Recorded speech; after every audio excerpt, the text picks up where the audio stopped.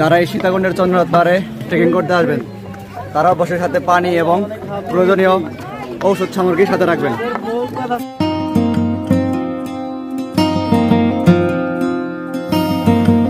Hello everyone, welcome to my another new video. আশা করি সকলে ভালো আছেন। বন্ধুরা, আজকে আমরা যাচ্ছি চট্টগ্রামের সীতাকুণ্ডে। আজকের ভিডিও তুলে ধরবো কিভাবে সীতাকুণ্ডে যাবেন এবং কত টাকা খরচ হবে তার সুন্দর একটি ভ্রমণ গাইড। তাই ভিডিওটি না টেনে সম্পূর্ণ ভিডিও দেখার অনুরোধ রইল। বন্ধুরা, আজকে আমাদের কোম্পানির কলিগ এবং বস ও ম্যানেজার স্যার সহ সকলে যাচ্ছি চট্টগ্রামের সীতাকুণ্ডতে। বন্ধুরা, আজকের ভিডিও দেখাবো কিভাবে কম বাজেটে একদিনের মধ্যে সীতাকুণ্ডের চন্দ্রনাথ পাহাড়, গুলিয়াখালী সি বিচ এবং মহামায়া লেক ভ্রমণ করবেন। এই তিনটি জায়গা ভ্রমণ করতে কত টাকা খরচ হবে তার সম্পূর্ণ একটি ভ্রমণ গাইড দেওয়ার চেষ্টা করব। শুরুটা আমরা করেছিলাম গাজীপুরের ভবানীপুর থেকে ট্যুর অফ গাজীপুর গ্রুপের সাথে। আমরা গিয়েছিলাম 20 ফেব্রুয়ারি বৃহস্পতিবার রাতে। পরের দিন শুক্রবার হওয়ায় প্রচুর ভ্রমণ পিপাসুদের ভিড় ছিল। দীর্ঘ সময় অপেক্ষা করার পর গাড়ি আসায় সকলে দরজারা হয়ে গাড়িতে উঠে বসি। গাড়িতে ওঠার সাথে সাথে এদিকে সকলে আমার ক্যামেরার সামনে এন্ট্রি দিতে থাকে।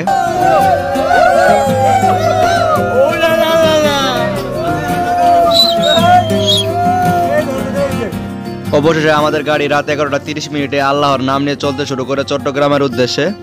আগেই বলে রাখি, ট্যুরটি আমাদের কোম্পানির ট্যুর হলেও সীতাকুণ্ড ভ্রমণের সব খুঁটিনাটি শেয়ার করবো, তাই দরজারা না হয়ে দেখতে থাকুন। এদিকে গাড়িটি চলতে শুরু করার কিছুক্ষণ পর আমরা সবাই মিলে গাড়ির ভেতরে নাচতে শুরু করি।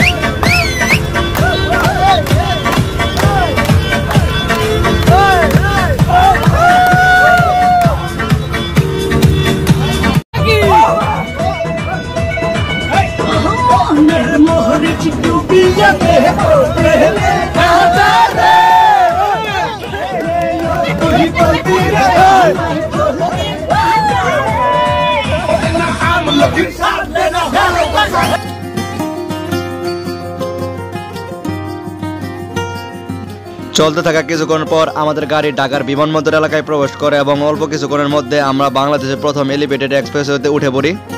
এলিভেটেড এক্সপ্রেসওয়ের রাতের ভিউ আমাদের সবাইকে চমৎকারভাবে বিমোহিত করেছিল।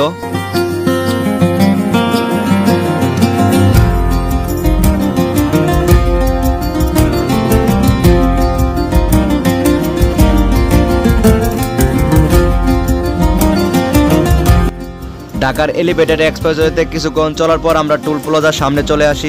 ড্রাইভার মামা খুব কম সময়ের মধ্যে টুল পরিশোধ করে আবার ঢাকার ভিতর দিয়ে চলতে শুরু করলো।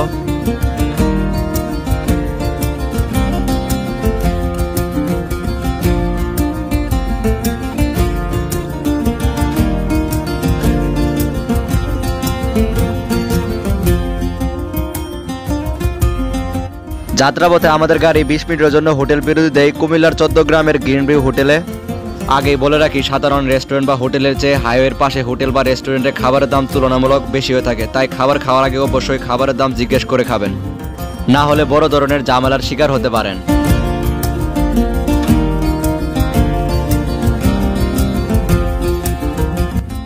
কুমিল্লাতে হোটেল বিরতি শেষ করে আমাদের গাড়িটি আবারও চলতে শুরু করে। পরের দিন অনেক পরিশ্রম করতে হবে, তাই লম্বা একটা ঘুম দিয়ে নিই গাড়ির ভেতরে। এদিকে ঘুম থেকে উঠে দেখে আমাদের গাড়িটি সীতাকুণ্ডের খুব কাছাকাছি চলে এসেছে।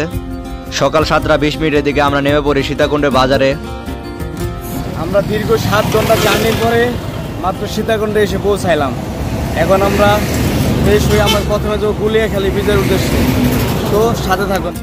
প্রথমে আমরা সীতাকুণ্ড বাজারে ঢাকা চিটাগাং হাইওয়ের পশ্চিম পাশে নেমে জনপ্রতি 30 টাকা সিএনজি ভাড়া মিটিয়ে আমরা চলে যাই গুলিয়াখালী সি বিচের উদ্দেশ্যে। বলে রাখা ভালো যে আমরা ট্যুর গ্রুপের সাথে যাওয়ার আগে থেকে সিএনজি রিজার্ভ করে রাখা ছিল, তাই তেমন একটা কষ্ট করতে হয়নি আমাদের। এত সকালে সিএনজি তেমন একটা পাওয়া যায় না, তাই আগে থেকে ফোন করে সিএনজি রিজার্ভ করে রাখা ছিল।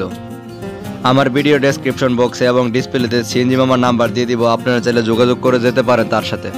গুলিয়াখালী সি বিচ বাংলাদেশের চট্টগ্রাম জেলার সীতাকুণ্ড উপজেলায় অবস্থিত। স্থানীয় মানুষের কাছে এই সৈকত মুরাদপুর সৈকত নামেও পরিচিত। বিচের পাশে ছোট নালা আর সবুজ গাছের দৃশ্য যে কাউকে মুগ্ধ করতে বাধ্য করবে। বন্ধুরা, এখন আমরা চলে আসছি গুলিয়াখালী সি বিচে। আজকের ভিডিও দেখাবো গুলিয়াখালী সি বিচের সৌন্দর্য এবং গুলিয়াখালীর সম্পূর্ণ ইতিহাস। সীতাকুণ্ড বাজার থেকে পশ্চিম দিকে গুলিয়াখালী সি বিচের দূরত্ব মাত্র 5 কিলোমিটার। আনন্দ সুন্দর গুলিয়াখালী সি বিচকে সাজাতে প্রকৃতি যেন কোনো কার্পণ্য করেনি। একদিকে দিগন্ত জোড়া সাগরের জলরাশি আর অন্যদিকে কেওড়া বন এই সৈকতকে করেছে অনন্য। কেওড়া বনের মাছ দিয়ে বয়ে যাওয়া খালের চারদিকে কেওড়া গাছের শ্বাসফুল লক্ষ্য করা যায়, যার কারণে বন সমুদ্রের অনেকটা ভিতরের দিকে চলে গেছে।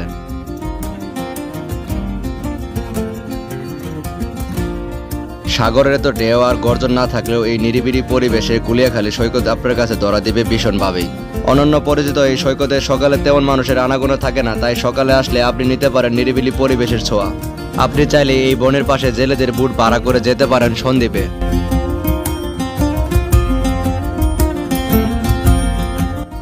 গুলিয়াখালী সৈকত ঘোরা শেষ করে এখন আমরা রাস্তার দিকে চলে যাচ্ছি। সিএনজি করে এখন আবার চলে যাব চন্দ্রনাথ পাহাড়ের নিচে।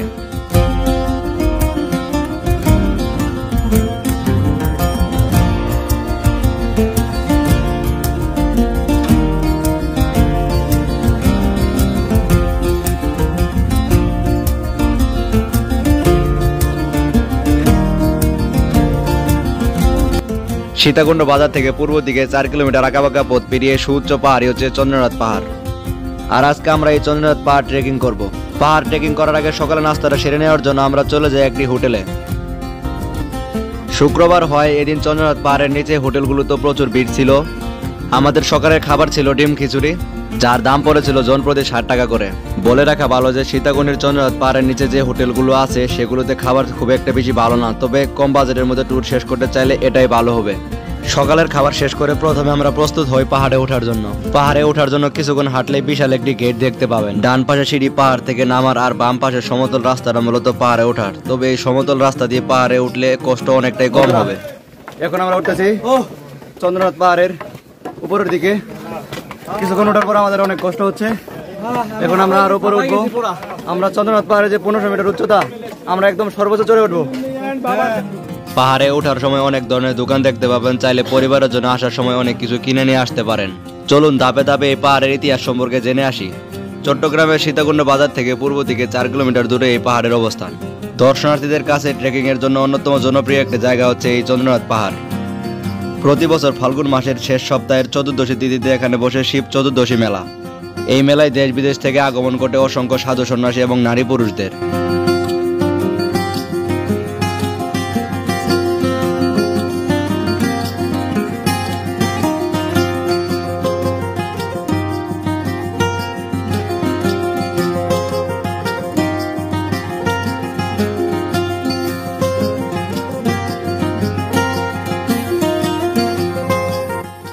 কিছুক্ষণ ওঠার পর আমরা সকলে একটু বিশ্রাম করে নিচ্ছি, যাতে করে মনটা চাঙ্গা থাকে আর আমরা সকলে পাহাড়ে চূড়ায় উঠতে পারি। এই সুযোগে আপনারা চাইলে হালকা পানি বা জুসও খেয়ে নিতে পারেন।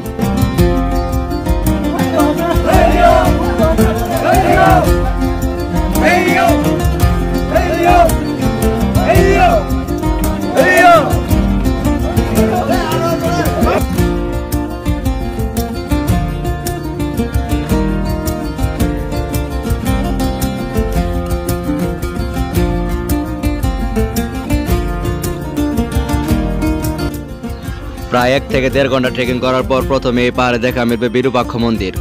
অনেকেই মনে করে থাকে এটাই মনে চন্দ্রনাথ পাহাড়ের সর্বোচ্চ চূড়া। চন্দ্রনাথ পাহাড়ের সর্বোচ্চ চূড়ায় উঠতে হলে আপনাকে আরো এখান থেকে 40 মিনিট ট্রেকিং করে উপরে উঠতে হবে। বন্ধুরা, চন্দ্রনাথ পাহাড়ের উপরে ওঠার পর এরকম একটা মন্দির পাবেন। তবে এটাই কিন্তু চন্দ্রনাথ পাহাড়ের সর্বোচ্চ চূড়া নয়। 2700 মিটার ওঠার পরে এরকম একটা মন্দির পাবেন। তবে সর্বোচ্চ চূড়ায় উঠতে হলে আরো আপনাদের পরিশ্রম করতে হবে। তো আমাদের পরিশ্রম দেখার জন্য সঙ্গে থাকবেন। চন্দ্রনাথ পাহাড়ের সর্বোচ্চ চূড়ায় ওঠার জন্য আবারও ট্রেকিং শুরু করলাম। যেখানে একটু বসার মতো জায়গা দেখছি, সেখানে সকলে মিলে বিশ্রাম করে নিচ্ছি।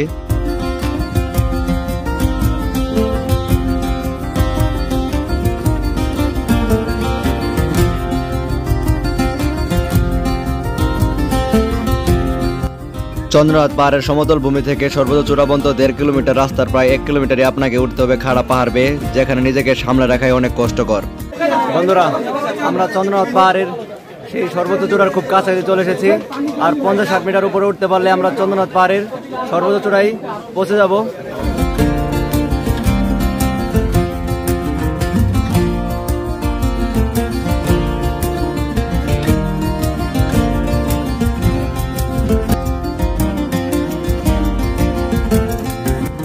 2 ঘন্টার মতো ট্রেকিং করার পর অবশেষে আমরা সীতাকুণ্ডের চন্দ্রনাথ পাহাড়ের সর্বোচ্চ চূড়ায় উঠে পড়লাম।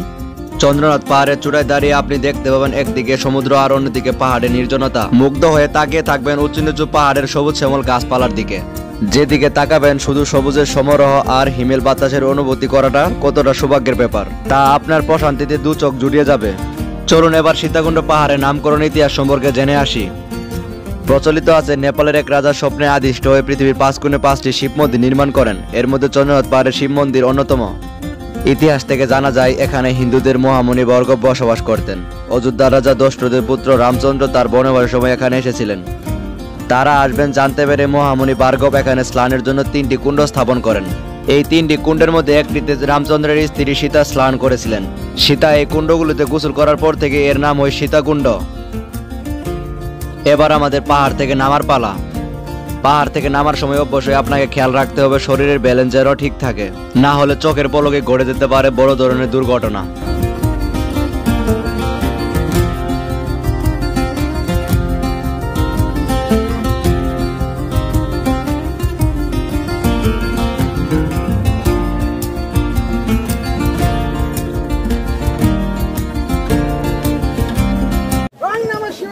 চট্টগ্রামের সীতাকুণ্ডের চন্দ্রনাথ পাহাড়ের প্রায় 1500 মিটার ট্রেকিং করে অবশেষে আমরা আবার এই পাহাড়ের নিচের দিকে নামতেছি। পাহাড়ে ওঠার চেয়ে পাহাড়ে নামার অনেক রিস্ক বেশি, এক্ষেত্রে শরীরের ব্যালেন্স ধরে রাখতে হয়। এই ধরনের পাহাড় ট্রেকিং করার সময় অবশ্যই প্রয়োজনীয় ঔষধ, স্যালাইন এবং বেশি করে পানি সাথে রাখবেন, যাতে করে ট্রেকিং করে পাহাড়ে ওঠার সময় এবং পাহাড় থেকে নামার সময় কোনো ধরনের অসুস্থতা বোধ না করেন।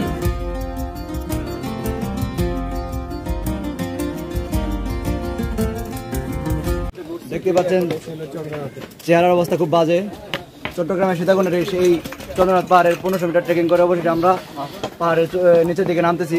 খুবই কষ্ট হচ্ছে আমাদের সবারই, কিন্তু প্রায় হাঁটু কাঁপতেছে, এমন একটা অবস্থায় আছি।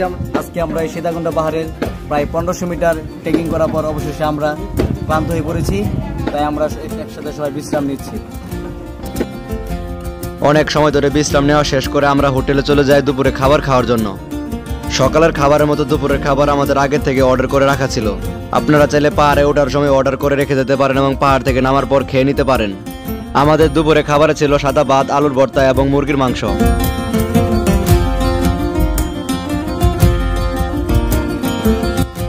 দুপুরের খাবার শেষ করে আমরা বেরিয়ে পড়ি মিরসরাইয়ের মহামায়া লেক ঘোরার জন্য।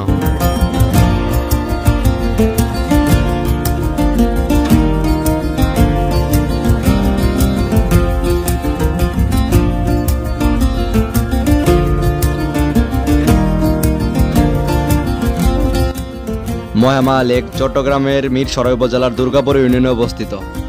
এই লেকে আসতে হলে আপনাকে মিরসরাইয়ের ঢাকা চট্টগ্রাম মহাসড়কের ঠাকুরদিঘি বাজার নেমে পূর্ব দিকে 2 কিলোমিটার যেতে হবে। মহামায়া লেকের ভিতরে যাওয়ার সময় গেটে 30 টাকা এন্ট্রি ফি দিয়ে প্রবেশ করতে হবে।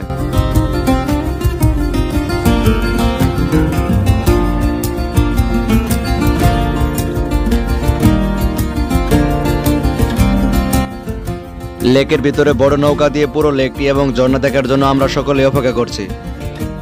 এই জেটি ঘাট থেকে প্রতি নৌকা ভাড়া নিয়ে থাকে 800 থেকে 1000 টাকা, যেখানে প্রতিটি নৌকায় 10 থেকে 12 জন অনায়াসে যাওয়া যায়।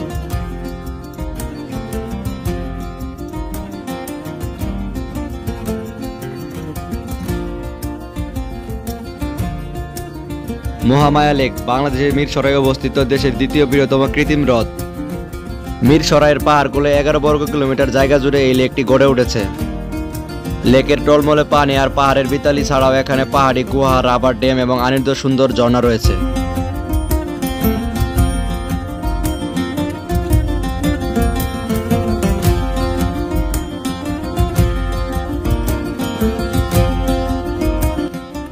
লেকে ঘোরার পাশাপাশি আপনি চাইলে পাহাড়ের গা ঘেঁষে নেমে আসা ঝর্ণার শীতল পানিতে ভিজে শরীর ও মনকে অপার্থিব প্রশান্তি দিতে পারেন।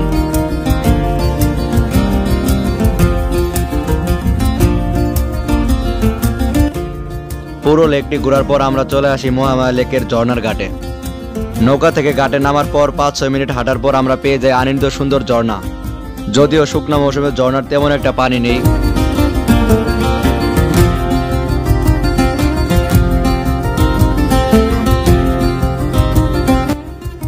আমরা সকলে ঝর্ণার পানিতে নেমে গা ভিজিয়ে নেই। বলা বাহুল্য যে এ ধরনের ঝর্ণা দেখলে কৌতূহলবশত নামতে যাবেন না। সাধারণত এ ধরনের ঝর্ণা হয়ে থাকে অনেক পিচ্ছিল, যে কোনো সময় মৃত্যুর মতো বড় ধরনের দুর্ঘটনা ঘটে যেতে পারে।